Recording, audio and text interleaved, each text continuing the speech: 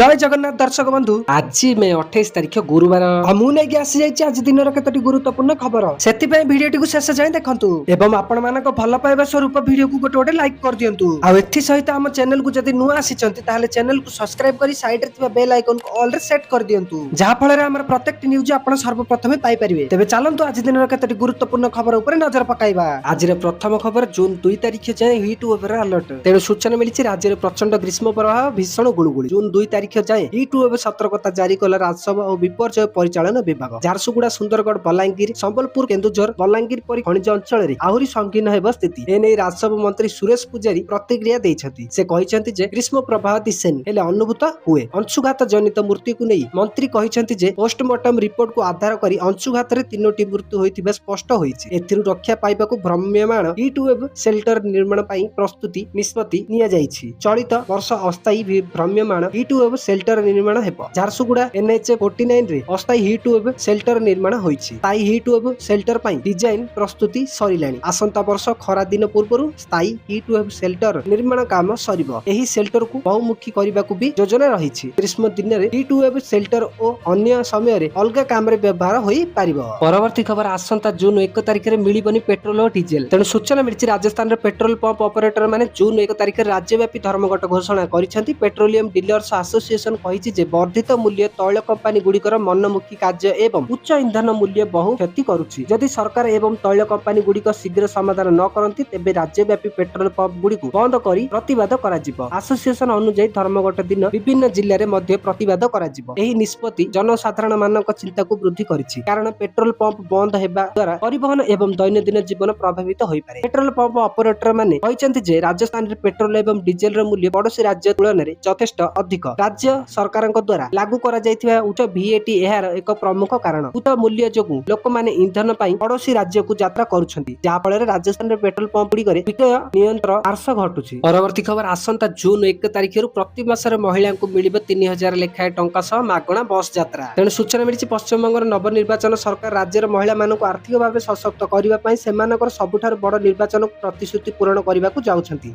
राज्य कैबिनेट बैठक रे ऐतिहासिक अन्नपूर्णा भंडार योजना 2.0 को मंजूरी मिलिछि। एही योजना आसंता जून 1 2026 रु सारा राज्य रे लागू हेबो। पूर्वरु चालुथिबा लक्ष्मी भंडार योजना स्थान रे कार्यकारी हेबो।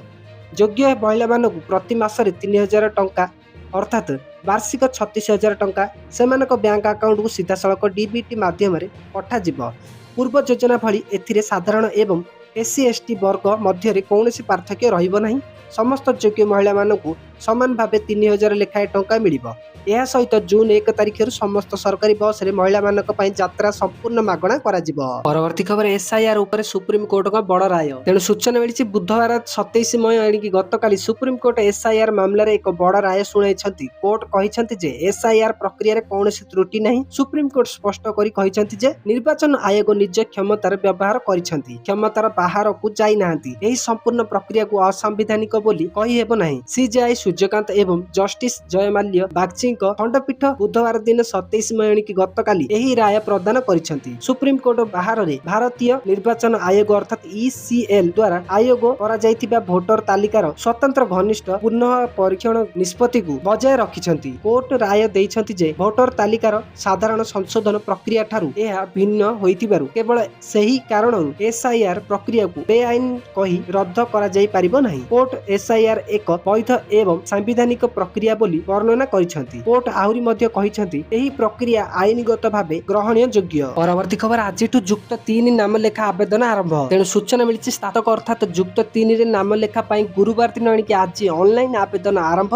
जून 10 तारिख राति 11:45 जाय आवेदन सुयोग रहिबो। जून 17 तारिख रे प्रथम पर्याय नाम लेखा मेधा तालिका प्रकाश पाइबो। जून 17 रु 20 तारिख मध्य रे चयन होइतिबा छात्र छात्री माने चाहिले स्लाइड प्रिज किबा फ्लोट ऑप्शन सह नाम लेखा पई ऑनलाइन फी दाखल करि परिबे एवं जून 18 रु 20 तारिख मध्य प्रथम पर्याय नाम लेखा हेब। जुलाई 9 तारिख पाठपढ़ा आरंभ हेब। एने उच्च शिक्षा विभाग पक्षर विज्ञप्ति प्रकाश पाइछि। परवर्ती खबर अधारु फेरी आसिला विमान तेणु सूचना मिली यांत्रिक त्रुटि पे अधारु फेरी आसिला एयर इंडियन विमान सान फ्रांसिस्को जाउथिबा बेले फेरी आसिला। 3 घंटा उड़ान करि सारी स्टैंडर्ड सेफ्टी प्रोटोकॉल पे दिल्ली फेरी आसिला। विमान रे 230 यात्री जाउथिबा बेले समस्त सुरक्षित अछंती। एने दुख प्रकाश करिछि एयर इंडिया। यात्री ଯାତ୍ରୀମାନଙ୍କ ପାଇଁ ବିକଳ୍ପ ବ୍ୟବସ୍ଥା କରୁଥିବା ସୂଚନା ମିଳିଛି ତଥା ଚାଇନା ଏୟାର ସ୍ପେସରେ ଥିବା ସମୟରେ 3 ଘଣ୍ଟାରୁ ଅଧିକ ସମୟ ପାଇଁ ଉଡ଼ାଣ କରିବା ପରେ ବିମାନଟି ଦିଲ୍ଲୀ ଫେରି ଆସିଥିଲା। ଯାତ୍ରୀମାନଙ୍କୁ ହୋଇଥିବା ଅସୁବିଧା ପାଇଁ ଦୁଃଖ ପ୍ରକାଶ କରି ଏୟାର ଇଣ୍ଡିଆନ କହିଛି ଯେ ସେମାନଙ୍କୁ ଯଥାଶୀଘ୍ର ସେମାନଙ୍କ ଗନ୍ତବ୍ୟସ୍ଥଳରେ ପହଞ୍ଚାଇବା ପାଇଁ ବିକଳ୍ପ ବ୍ୟବସ୍ଥା କରୁଛନ୍ତି। ପରବର୍ତ୍ତୀ ଖବର ଏଣିକି ବଡ଼ ଘୋଷଣା, ରାଜନୀତିରେ ମହିଳାଙ୍କୁ ମିଳିବ 33% ସିଟ୍। ତେଣୁ ସୂଚନା ମିଳିଛି ଆନ୍ଧ୍ରପ୍ରଦେଶରେ ଶାସକ ଦଳ ତେଲୁଗୁ ଦେଶମ ପାର୍ଟି ଅର୍ଥାତ୍ ଟିଡିପି ଏକ ଗୁରୁତ୍ୱପୂର୍ଣ୍ଣ ନିଷ୍ପତ୍ତି ନେଇଛି। ଚନ୍ଦ୍ରବାବୁ ନାଇଡୁଙ୍କ ଦଳ ରାଜ୍ୟରେ ହେବାକୁ ଥିବା ସମସ୍ତ ଆଗାମୀ ନିର୍ବାଚନରେ ମହିଳାମାନଙ୍କୁ 33% ସିଟ୍ ସଂରକ୍ଷଣ ଦେବା ପାଇଁ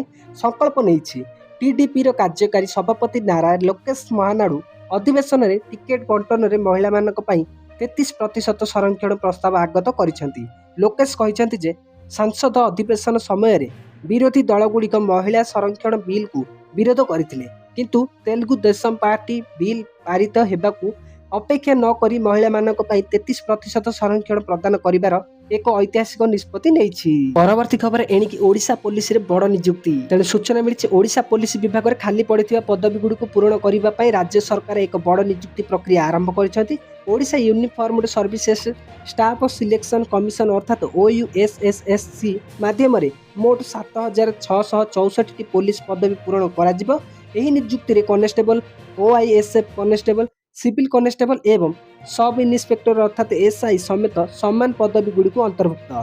ଏବଂ ଗୃହ ବିଭାଗର ଉପସଚିବ ତରୁଣ କୁମାର ପଣ୍ଡାଙ୍କ ଦ୍ୱାରା OUSSSC ସଚିବଙ୍କୁ ଦିଆଯାଇଥିବା ଚିଠି ଅନୁଯାୟୀ ରାଜ୍ୟ ସରକାର ଏହି ନିଯୁକ୍ତି ପ୍ରକ୍ରିୟାକୁ ମଞ୍ଜୁରୀ ଦେଇଛନ୍ତି। ପରବର୍ତ୍ତୀ ଖବର ଏଥର ଚାମ୍ପିୟନ ହେବ RCB। ତେଣୁ ସୂଚନା ମିଳିଛି ଗତ ମଙ୍ଗଳବାର ଦିନ ଧର୍ମଶାଳାର HPCA ଷ୍ଟାଡିୟମରେ ଖେଳାଯାଇଥିବା IPL 2026ର ପ୍ରଥମ କ୍ୱାଲିଫାୟର ମ୍ୟାଚରେ ଡିଫେଣ୍ଡିଂ ଚାମ୍ପିୟନ ରୟାଲ ଚ୍ୟାଲେଞ୍ଜର ବେଙ୍ଗାଲୁରୁ RCB ଏକ ଚମତ୍କାର ପ୍ରଦର୍ଶନ କରିଛି। ସେମାନେ ଗୁଜୁରାଟ ଟାଇଟାନ୍ସକୁ 92 ରନର ବଡ଼ ବ୍ୟବଧାନରେ ହରାଇ ସିଧାସଳଖ ଫାଇନାଲକୁ ଯାଇଛନ୍ତି।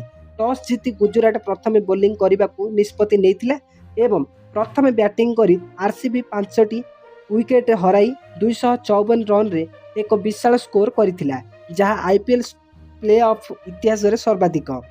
ଅଧିନାୟକ ରଜତ ପାଟିଦାର ମ୍ୟାଚର ମୁଖ୍ୟ ଆକର୍ଷଣ ଥିଲେ। ସେ ମାତ୍ର 33ଟି ବଲରେ ଅପରାଜିତ 93 ରନ୍ କରିଥିଲେ, ଯେଉଁଥିରେ 9ଟି ବିଶାଳ ଛକା ସାମିଲ ଥିଲା।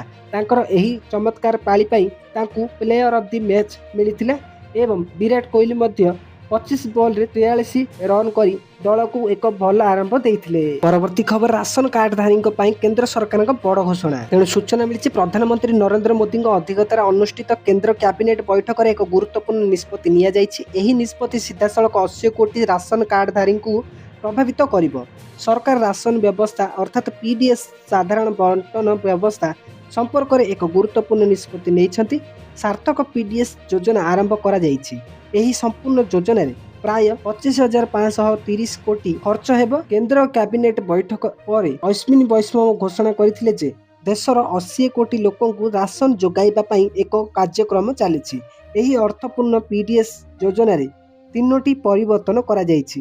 ଏଥିରେ ରାଜ୍ୟ ସରକାରଙ୍କୁ ସମର୍ଥନ କରିବା, ପ୍ରଯୁକ୍ତି ବିଦ୍ୟାରେ ଉପଯୋଗ କରିବା ଏବଂ ବର୍ତ୍ତମାନ PDS ହିତାଧିକାରୀଙ୍କୁ ପଞ୍ଜୀକରଣ କରିବା ପାଇଁ AI ବ୍ୟବହାର କରିବା ଅନ୍ତର୍ଭୁକ୍ତ।